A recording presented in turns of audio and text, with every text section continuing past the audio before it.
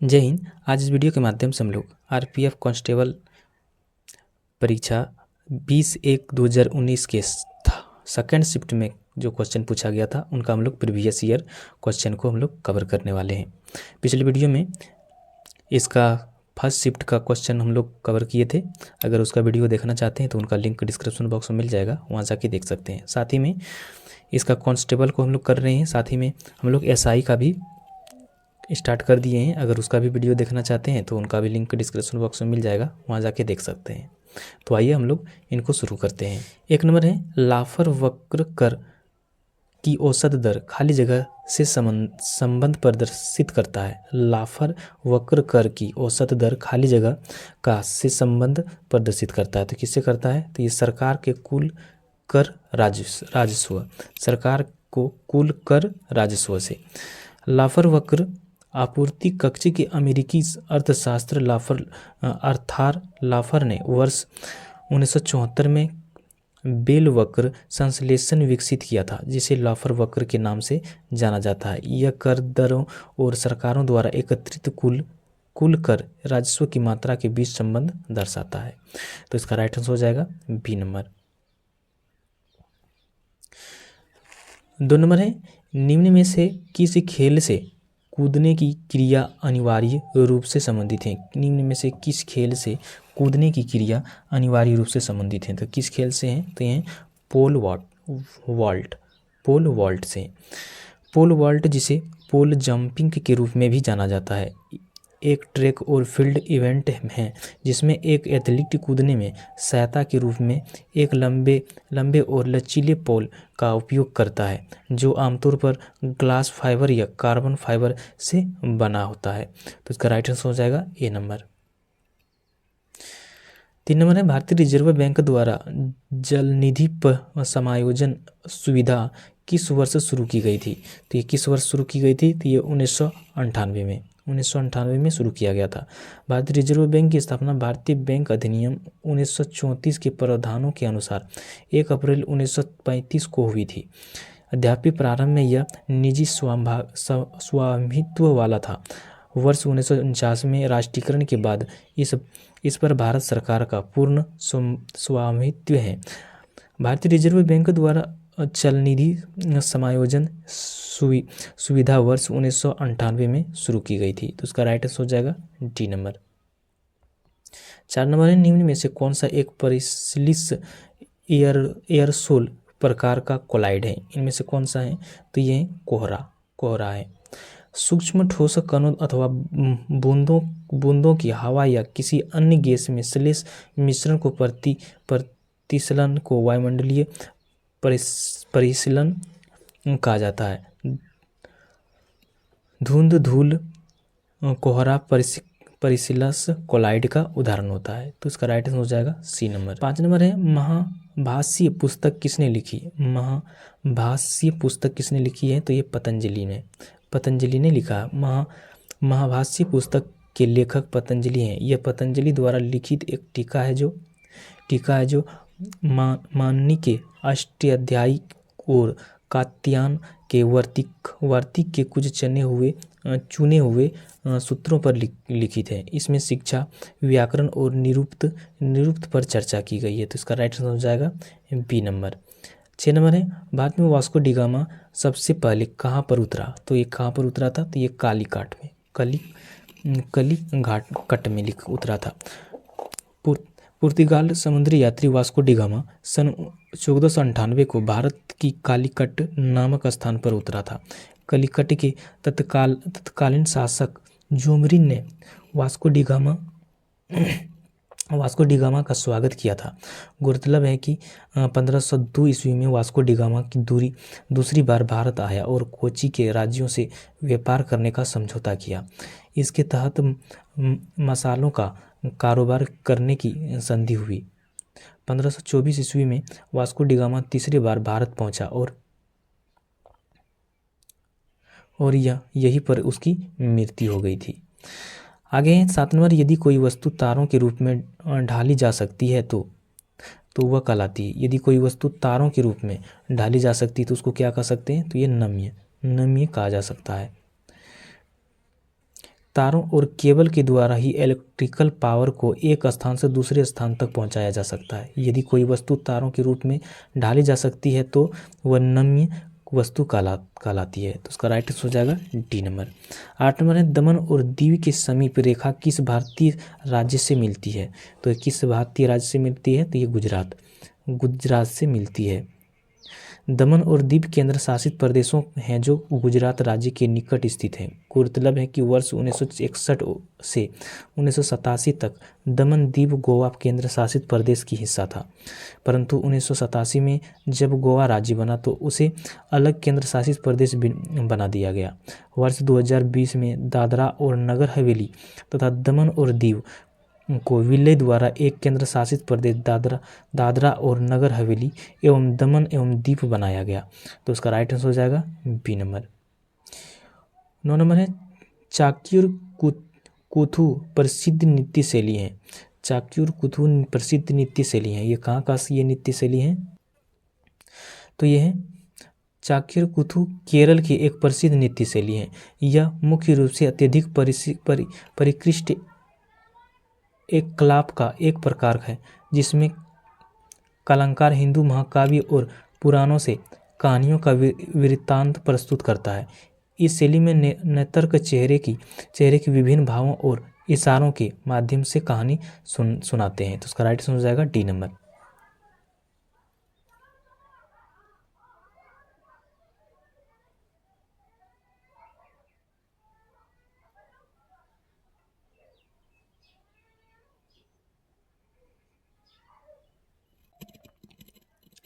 दस नंबर है निम्नलिखित में से किस संसदीय फोरम का गठन सबसे पहले हुआ? तो किसका हुआ था? तो ये जल संरक्षण और संबंध के लिए संसदीय।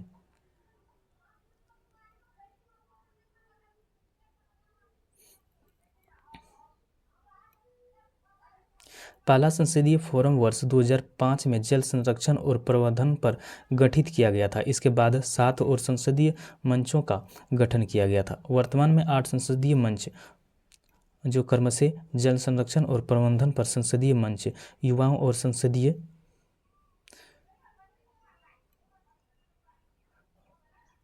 जो बच्चों पर संसदीय मंच, ग्लोबल वार्मिंग और जलवायु परिवर्तन पर संसदीय मंच, आपदा प्रबंधन पर संसदीय फोरम, कारीगरों और शिल्प लोगों पर संसदीय मंच, शास्त्रीय विकास लक्ष्यों पर संसदीय मंच है। तो उसका राइट आंसर हो जाएगा डी नंबर। 11 नंबर है केंद्रीय अन्वेषण ब्यूरो को खाली जगह द्वारा शक्तियां प्राप्त होती है। तो किससे प्राप्त होती है? तो दिल्ली विशेष पुलिस स्थापना अधिनियम से। दिल्ली विशेष पुलिस स्थापना अधिनियम से। केंद्र अन्वेषण ब्यूरो भारत का एक प्रमुख अन्वेषण एजेंसी है। इसकी स्थापना वर्ष 1963 में हुई थी और यह दिल्ली विशेष पुलिस अधिनियम द्वारा शासित है। इसकी स्थापना भ्रष्टाचार निवारण के लिए संस्थानम समिति के सुझाव पर की गई। तो इसका राइट आंसर हो जाएगा सी नंबर।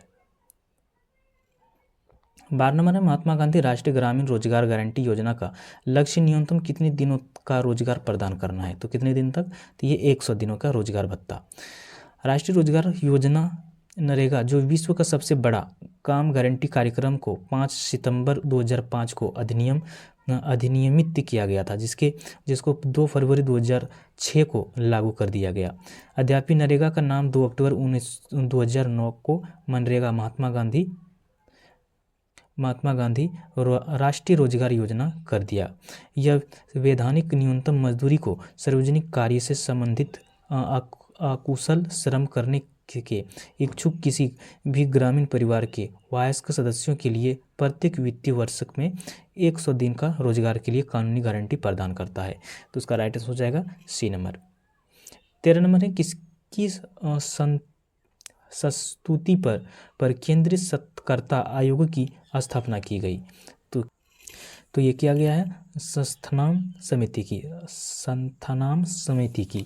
भारत सरकार ने वर्ष 1964 केंद्रीय सत्कर्ता आयोग यानी CBC की स्थापना की थी। इस आयोग की स्थापना भ्रष्टाचार निवारण पर संस्थानम समिति का सिफारिश पर की गई थी। केंद्रीय सत्कर्ता समिति की भूमिका सार्वजनिक क्षेत्र में केंद्र सरकार को सलाह देने और मार्गदर्शन करना है। तो उसका राइट आंसर हो जाएगा डी नंबर। 14 नंबर है 18वें एशियाई खेलों में किस देश ने सर्वाधिक पदक प्राप्त किए? तो ये किसने किया था? तो ये चीन ने किया था। ये करंट अफेयर के तौर पर है, इसे इसका डिटेल पढ़ना को इतना जरूरी नहीं है। 15 नंबर है बौद्ध धर्म का कौन सा शाखा महान यानी बृहत्तम वाहन कहलाता है? तो कौन कहलाता है? तो ये महायान कहलाता है। बौद्ध धर्म का संस्थापक गौतम बुद्ध ने की थी। बुद्ध का जन्म लगभग 566 ईसा पूर्व में कपिलवस्तु यानी कि वर्तमान में नेपाल में है के पास लुम्बिनी में राजकुमार सिद्धार्थ के रूप में हुआ था।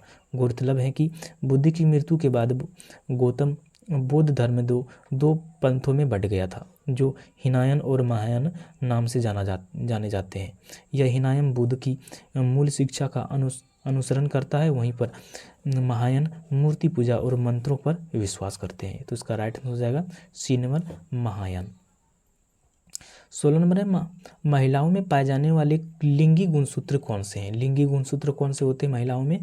तो ये होते हैं XX और पुरुषों में XY पाया जाता है। मानव के प्रत्येक कोशिकाओं में 23 जोड़े गुणसूत्र पाए जाते हैं, जिसमें 22 जोड़े को अलिंग गुणसूत्र तथा अंतिम 23 जोड़े को लिंग गुणसूत्र कहते हैं। द्विगुणित अवस्था में मादा का लिंग गुणसूत्र XX तथा नर का लिंग गुणसूत्र XY होते हैं। मानव लिंग निर्धारण नर के लिए गुणसूत्रों के कारण होते हैं। तो इसका राइट आंसर हो जाएगा सी नंबर।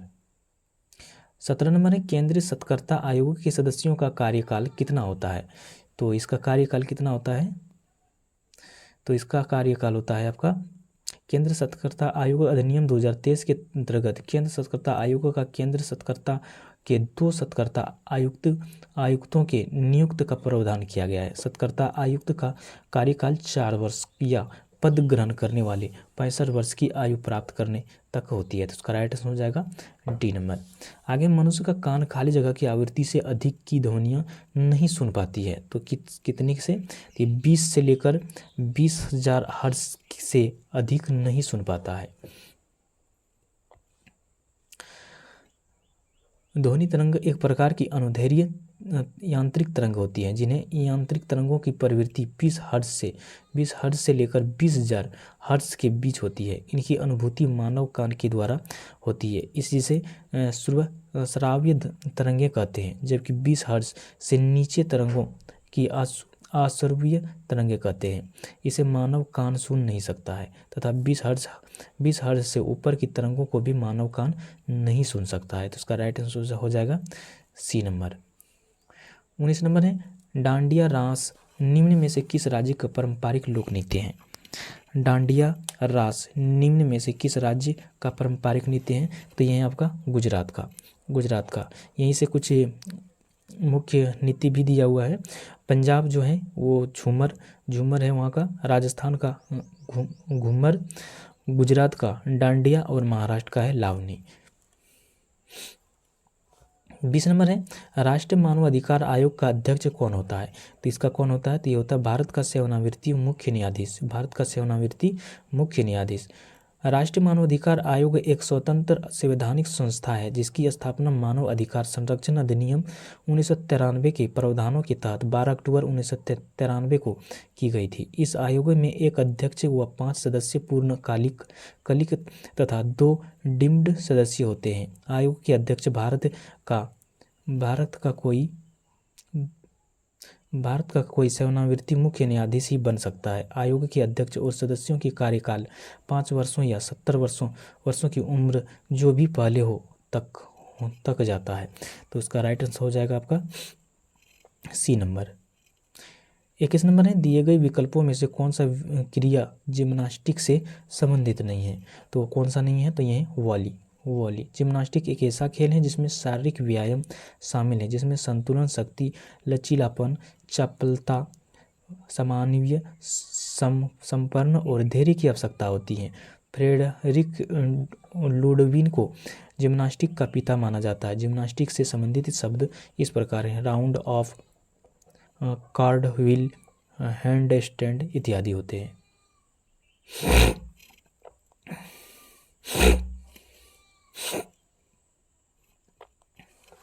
22 नंबर है रोहतांग दर्रा निम्न में से किस राज्य में स्थित है? रोहतांग दर्रा निम्न में से कहाँ पर ये स्थित होते हैं? तो ये हिमाचल प्रदेश में, ये हिमाचल प्रदेश में स्थित है। रोहतांग दर्रा हिमालय की पूर्वी पीर पंजाल श्रृंखला पर एक पहाड़ी दर्रा है जो हिमाचल प्रदेश राज्य में स्थित है। यह दर्रा कुल्लू घाटी को हिमाचल प्रदेश की लाहौल और स्पीति घाटियों को जोड़ता है। तो इसका राइट आंसर हो जाएगा सी नंबर। 30 नंबर है रियो ओलंपिक 2016 में पीवी सिंधु ने कौन सा पदक प्राप्त किया? तो कौन सा पदक प्राप्त किया था? तो ये रजत पदक प्राप्त किया था। 31वें ओलंपिक खेलों का आयोजन वर्ष 2016 में ब्राज़ील के रियो डी जेनेरियो में संपन्न हुआ, जिसमें भारतीय बैडमिंटन खिलाड़ी पीवी सिंधु ने रजत पदक हासिल किया था। तो इसका राइट आंसर हो जाएगा डी नंबर। 24 नंबर है निम्न में से किसके शासन के दौरान मुगल चित्रकला अपने चरम पर थी? तो कौन था? ये था आपका जहांगीर का। मुगल सम्राट राजा जहांगीर का समय में चित्रकारी अपने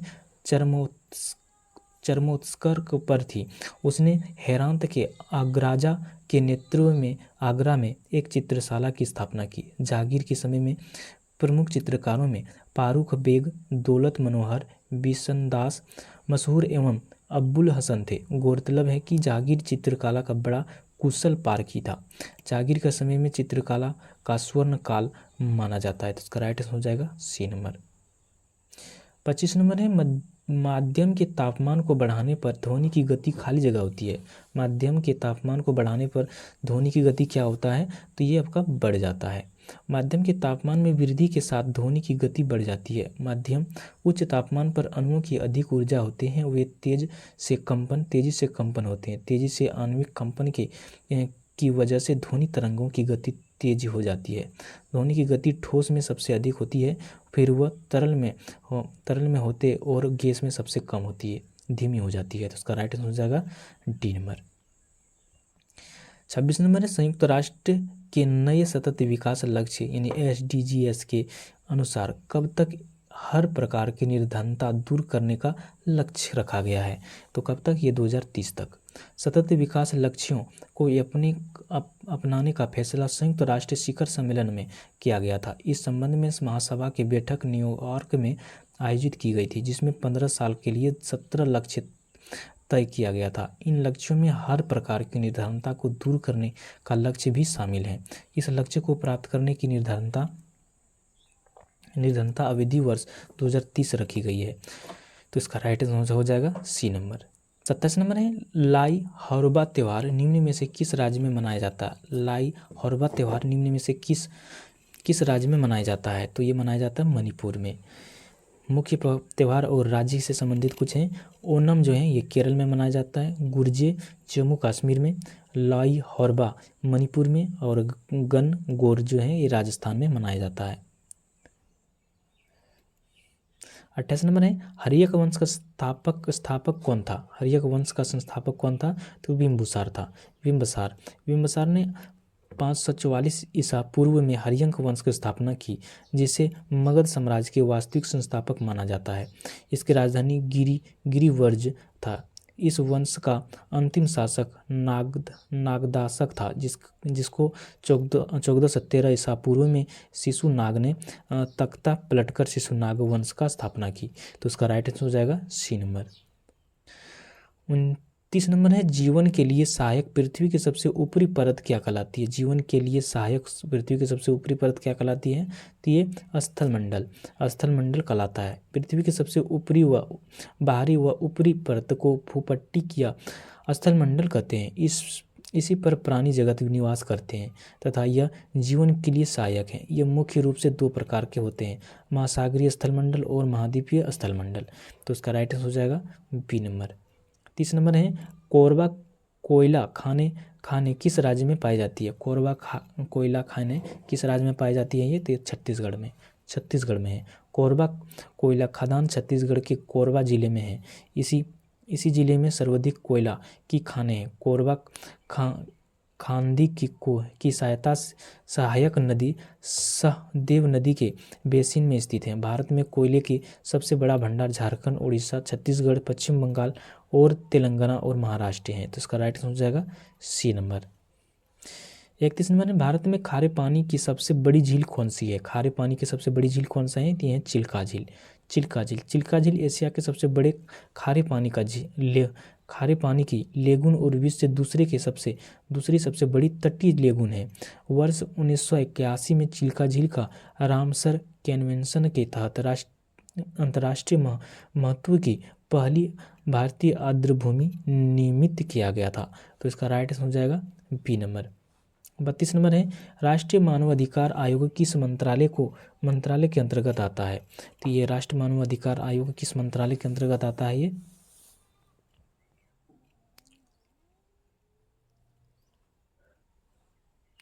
राष्ट्रीय मानवाधिकार आयोग का गठन संसद में पारित मानवाधिकार संरक्षण अधिनियम 1993 के तहत किया गया था। यह एक संवैधानिक निकाय है। गृह मंत्रालय राष्ट्रीय मानवाधिकार आयोग का नोडल मंत्रालय है। वर्तमान में राष्ट्रीय मानवाधिकार आयोग के अध्यक्ष न्यायमूर्ति अरुण कुमार मिश्रा है। तो इसका राइट आंसर हो जाएगा डी नंबर। आगे, नाभिक में उपस्थित न्यूट्रॉन और प्रोटॉन की संख्या का योग परमाणु का खाली जगह कहलाते हैं। तो ये क्या कहलाते हैं? द्रव्यमान संख्या कहलाते हैं। किसी द्रव्य की द्रव्यमान संख्या उसके परमाणु के नाभिक में उपस्थित प्रोटॉन और न्यूट्रॉनों की संख्या के योगफल के बराबर होते हैं। यानी कि द्रव्यमान संख्या बराबर प्रोटॉनों की संख्या प्लस न्यूट्रॉनों की संख्या। तो इसका राइट आंसर हो जाएगा सी नंबर। आगे, जल जनित बीमारी निम्न में से कौन से हैं? जल जनित बीमारी यानी जल से होने वाली बीमारी इनमें से कौन सा है? तो ये कॉलरा यानी कि हैजा है।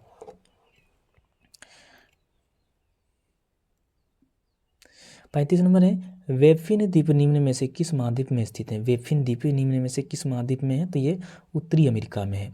वेफिन द्वीप उत्तरी अमेरिका महाद्वीप में स्थित है। कनाडा का द्वीप है। यह द्वीप कनाडा का सबसे बड़ा तथा विश्व का 5वां सबसे बड़ा द्वीप है। इस द्वीप का खोज मार्टिन फ्रेवियसर ने किया था। तो इसका राइट आंसर हो जाएगा डी नंबर। 36 नंबर है, पिच शब्द का संबंध किस खेल से है? पिच शब्द का संबंध किस खेल से है? तो ये क्रिकेट से है। वहीं पर अगर खेलों से संबंधित कुछ है तो ये है कुश्ती, half nelson, dead lock, heave hold, नौकायान से हैं वो केवेट, कांड, एग्रोमीटर, शतरंज हैं कैम्बिट, चेक, विशफ, क्रिकेट से हैं pitch, boundary, bowling, chinaman, googly. तो ये सब हैं ये खेलों से संबंधित वर्ड। 37 नंबर है, सभी ग्रह सूर्य के चारों ओर खाली जगह कक्षा में घूमते हैं। तो ये किस तरह से? ये दीर्घवृत्ताकार कक्षों में घूमता है। सूर्यमंडल के केंद्र में स्थित हैं। सूर्य से दूरी के अनुसार 8 ग्रह इस प्रकार हैं: बुध, शुक्र, पृथ्वी, मंगल, बृहस्पति।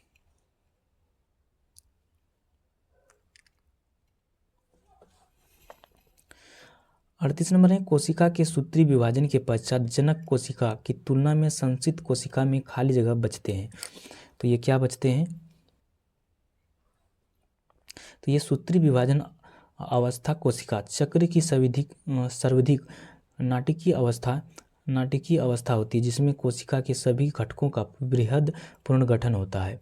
गौरतलब है कि कोशिका के सूत्री विभाजन के पश्चात जनक कोशिका की तुलना में संचित कोशिका में गुणसूत्रों की संख्या बराबर होती है। तो इसका राइट आंसर हो जाएगा बी नंबर।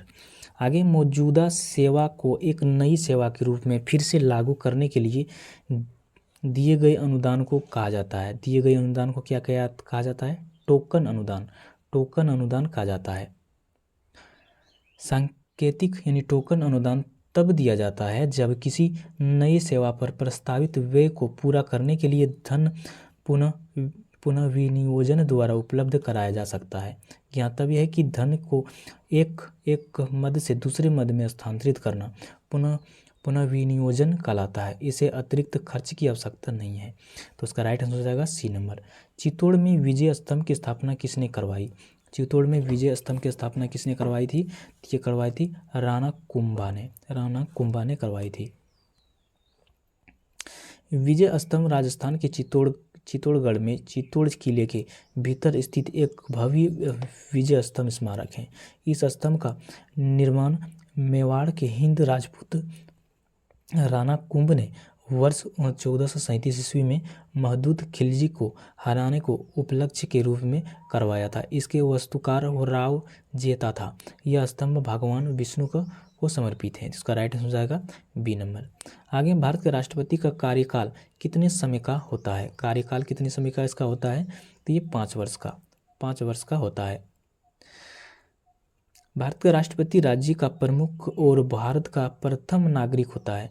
भारत के संवैधानिक अनुसार राष्ट्रपति भारतीय सशस्त्र बलों का सर्वोच्च कमांडर है और उसके पास प्रधानमंत्री और केंद्रीय मंत्रिपरिषद के अन्य सदस्यों को नियुक्त करने के साथ साथ उन्हें बर्खास्त करने की भी शक्ति है। राष्ट्रपति का कार्यकाल उनके पद ग्रहण करने की तिथि से 5 वर्ष का होता है। इसका विवरण अनुच्छेद 56 में है। तो इसका राइट आंसर हो जाएगा बी नंबर। आगे, निम्न में से कौन सी पहाड़ी सतपुड़ा पर्वतमाला का भाग नहीं है? इनमें से कौन सा नहीं है? तो ये है आपका नलमाला पहाड़ियाँ। सतपुड़ा पर्वतमाला भारत के मध्य भाग में स्थित है। सतपुड़ा पर्वत श्रेणी नर्मदा एवं ताप्ती के बृहस्पति घाटियों के बीच राजपीला पहाड़ी, महादेव पहाड़ी एवं मोकाल श्रेणी के रूप में पश्चिम से पूर्व की ओर विस्तृत है। पूर्व में इसका विस्तार छोटा नागपुर पठार तक है। इस पर्वत श्रेणी के सर्वोच्च चोटी धूपगढ़ है। ज्ञातव्य है कि नलमाला पहाड़ियाँ भारत के दक्षिण भाग में पूर्वी घाट पर्वतमाला का भाग है। तो उसका राइट आंसर हो जाएगा बी नंबर। 43 नंबर है, बैलेंसिंग बीम का उपयोग निम्न में से किस खेल में होता है? तो इनमें से किस खेल में होता है ये?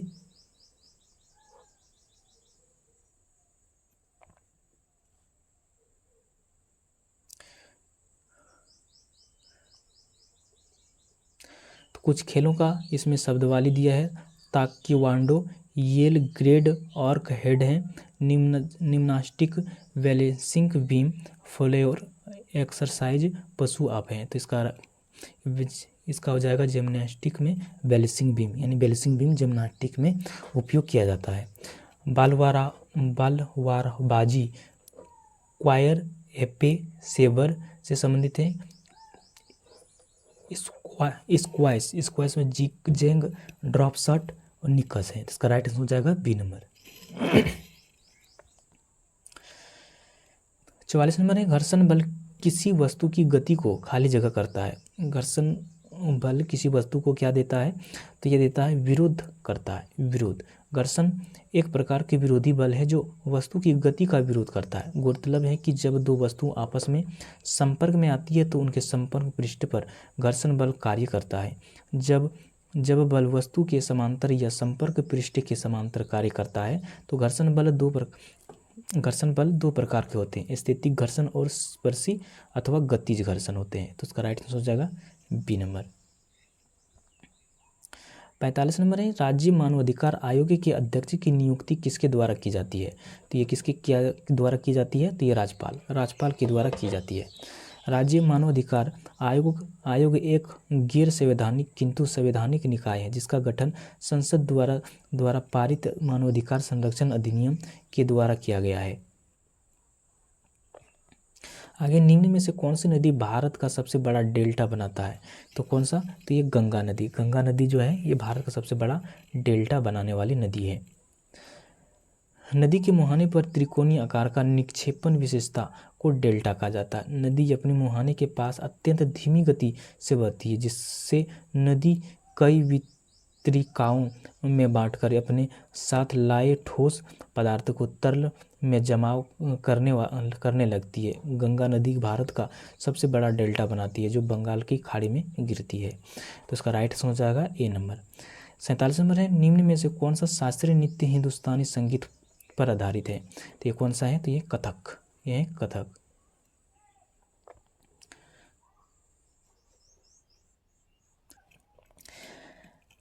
48 नंबर है, 10वां सिख गुरु निम्न में से कौन था? 10वां सिख गुरु निम्न में से कौन सा था? यह था गुरु गोविंद सिंह। सिखों के 10वें व अंतिम गुरु गोविंद सिंह का जन्म 22 दिसंबर 1666 ईस्वी को पटना में हुआ था। गुरु गोविंद सिंह सिखों के 9वें गुरु तेग बहादुर सिंह के पुत्र थे। यह मात्र 9 वर्ष की आयु में गद्दी पर बैठे। उन्होंने वर्ष 1699 ईस्वी में खालसा पंथ की स्थापना की थी। तो इसका राइट आंसर हो जाएगा सी नंबर। 49 नंबर है, कराधान का निपटान करने वाले वित्त विधेयक के संबंध में संसद के किस सदन में एक विधेयक पेश किया जा सकता है? तो किस में? तो ये लोकसभा में। भारतीय संविधान के अनुच्छेद 117 1 में 1 और 117 2 में वित्त आयोग विधेयक का उल्लेख किया गया है। गौरतलब है कि ऐसे सभी विधेयक जिनका संबंध वित्तीय मामलों से होते हैं, कराधान का निपटारा संबंधित मामले भी शामिल हैं, वित्त विधेयक कहलाते हैं। इस विधेयक को राष्ट्रपति की सहमति के बाद लोकसभा में पेश किया जाता है। 50 नंबर है, अंत्योदय अन्न योजना का लक्षित समूह निम्न में से कौन सा है? तो ये कौन सा है? तो ये सबसे गरीब तबका। अंत्योदय यंत्र योजना भारत सरकार द्वारा शुरू की गई सबसे बड़ी पहल है। यह एक सार्वजनिक वितरण योजना है जिसे वर्ष 2000 ईस्वी में लागू किया गया था। यह योजना का उद्देश्य सबसे गरीब तबका का खाद्य सुरक्षा प्रदान करना है और भारत में भूखमरी का समाप्त करना है। तो राइट आंसर हो जाएगा ए नंबर। तो ये जीके जीएस का क्वेश्चन यहाँ पर समाप्त होता है। तो आज का वीडियो कैसा लगा हमें कमेंट में ज़रूर बताइएगा। तो मिलते हैं नेक्स्ट वीडियो में, तब तक जय हिंद।